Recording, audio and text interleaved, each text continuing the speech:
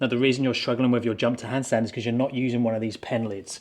So I need to place that down on the floor first. This is going to be my focal point. So I'm going to put my eyes directly over the top of it, my hands just behind it. I'm going to put the shoulders on top of the base, so shoulders on top of the hands. I'm going to bring the legs together. I'm going to drop the hips to get the power for the jump. But look at my focal point, it's still on the pen lid, the shoulders are still on top of the hands, and then I'm going to jump on top of the base, put the legs on top of the hips, and then I have my jump to handstand. Come back down again, look, my focal point, my shoulders are still all the same, and then I jump up again to that position. I could go to the wall if I need to. So this is the reason most people struggle with their jump to handstand, is they don't create a strong base here, they create a strong base here where their feet are. So they're in this position, and now when they jump forwards towards their base and they collapse into the wall, or they jump their legs up. Now this same idea works for our standard tuck jump to handstand, our straddle jump to handstand, our pike jump to handstand, our kneeling jump to handstand. So if you can get that technique right, you're suddenly going to open up lots and lots of options. Now I recommend you video from the side and watch what you are doing. You can do it back to wall, you can do it freestanding. Just place the hands down, do your normal jump. It's very common, like I said earlier, for people to start back here and actually jump forwards in the movement. It's very common for people to set up correctly, but when they go to jump, they fire backwards and then fire forwards. And it's also very common for the head position to do this,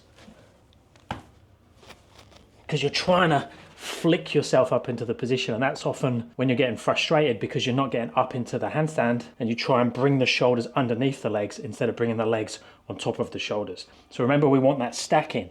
So I have a strong base. My hands are slightly wider than my standard handstand balance position. I'm going to go external rotation as well, so a bit more in this position to create lots of space, so I'm not restricting myself when I jump up. I'm placing those shoulders on top of the hands. I'm pushing the floor away. So you can see straight away, lots of weight here, not lots of weight there. So that shoulder position, I'm looking straight down at that pen lid. Then I bend the knees, hips come down, but shoulders stay on top of the hands. And then I jump the hip on top of the shoulders, feet on top of the hips, and I'm in that position, and then I can come back down again. Now, if this is happening when you video yourself, that's normally because you lack confidence of where you're going. So your body thinks it's safe that way, it thinks this way is scary. Now, if you still struggle and you need to build that confidence, a good way of doing it is to do your standard kick up to handstand, but then do an eccentric tuck jump or whatever jump variation you're doing to show your body the pathway. So if I could do that freestanding, I would kick to my handstand, and then I would come down through the pathway that I want to jump up through, and then I try and trace it back up again. So doing the eccentrics, whether it's freestanding or against the wall, is really beneficial.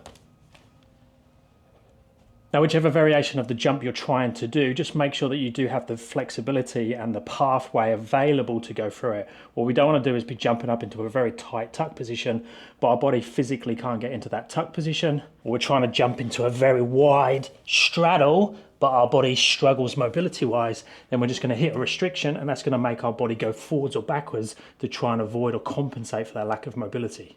So again, that eccentric can show you, if I'm trying to do the straddle, what that range of motion looks like, and then I should try and mimic that when I jump. Maybe bend the knees slightly, take the arms a little bit wider, even bend the arms a little bit just to create a bit more space. Now this seems strange because you would think this would actually make it harder, but I think it actually makes it easier in terms of teaching the body to jump straight up instead of over, is you use a platform. So you raise the hands up onto yoga blocks, handstand blocks, a box.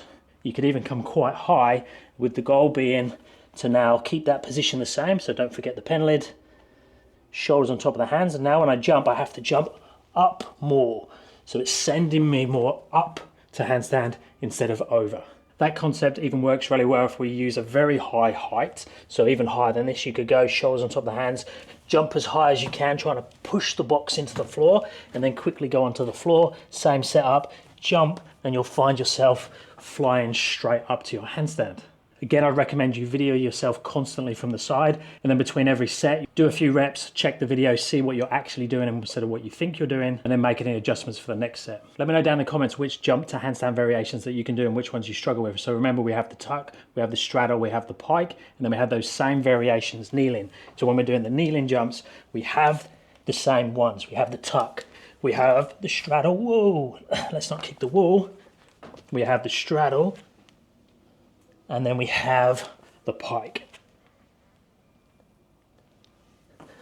Remember, the technique for all of those is very, very similar. It's just the pathway of the legs that is different. If you're after coaching, check out my app. Link is down in the description. Let me know if you have any requests for videos, and I'll speak to you in the next one.